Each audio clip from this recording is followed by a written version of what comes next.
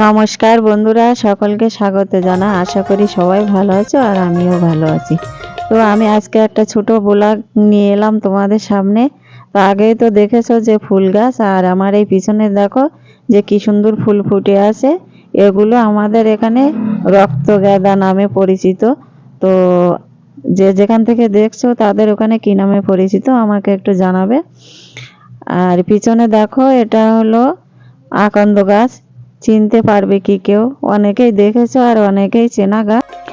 এই আকান্দ ফুলের মালা দিয়ে মহাদেবকে পূজা করা হয়। আর এই যে দেখো এই গাছগুলো কেউ চিনতে পারো কিনা? সবার বাড়িতে কিন্তু থাকে আমাদের সনাতন ধর্মের মানুষদের। তো এগুলো হলো তুলসী গাছ। তো আমাদের চাষিরা কিন্তু এই তুলসী চাষ করে এখানে।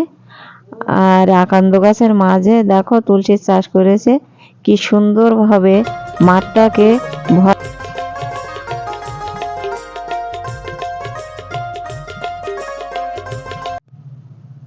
সবাই রজনীগন্ধা ফুলের মালা দিয়ে সাজে, বিয়েতে লাগে।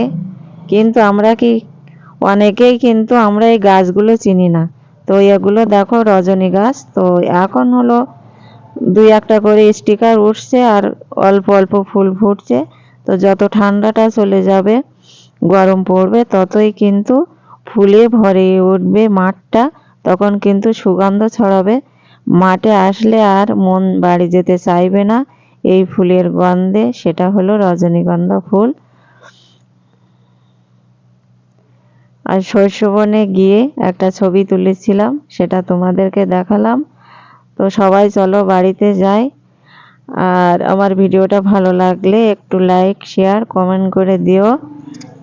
সবাই ভালো থেকো। ধন্যবাদ সবাইকে।